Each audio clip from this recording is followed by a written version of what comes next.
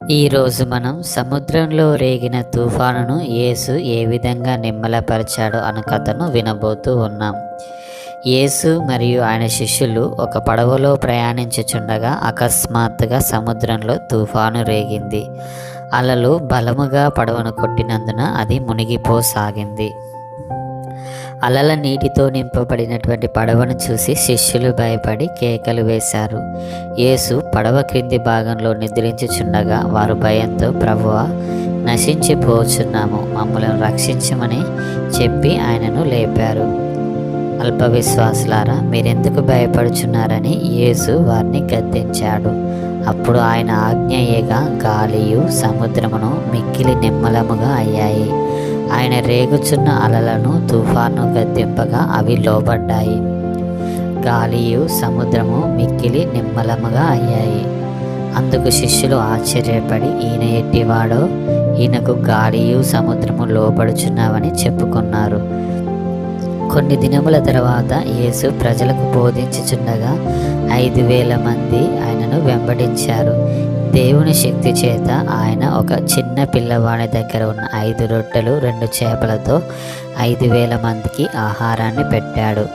సాయంత్రం అయినప్పుడు యేసు వారందరినీ పంపించి వేశాడు. తనకంటే ముందుగా అద్దరిని దాటవలనని శిష్యులను దోణి ఎక్కించి పంపించి వేశాడు. ఆయన అందరినీ పంపివేసిన తర్వాత కొండ మీదికి పోయి ప్రార్థించుచు ఒంటరిగా గడిపాడు. శిష్యులు ప్రయాణం చేయుచున్న దోణికు గాలి ఎదురైనందున ఆ దోణి అలల చేత కొట్టబడింది. వారు ఎంత ప్రయత్నించినను అవతలి దరికి చేరుకోలేకపోయారు. ఏం చేయాలో శిష్యులకు అర్థం కాలేదు.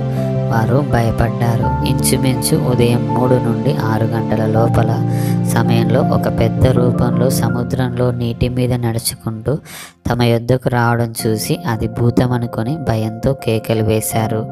అప్పుడు యేసు నీటిపై నడుచుకుంటూ వారి యొద్దకు వచ్చాడు.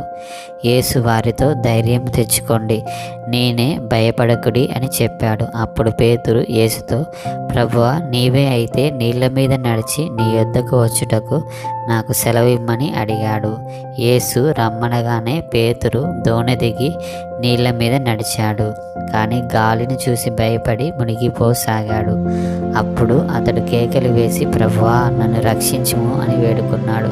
వెంటనే యేసు చెయ్యి చాపి పేతురుని పట్టుకొని, అల్పవిశ్వాసి, ఎందుకు సందేహించితివని అతన్ని అడిగాడు. వారు దోణి ఎక్కినప్పుడు గాలి అణిగిపోయింది.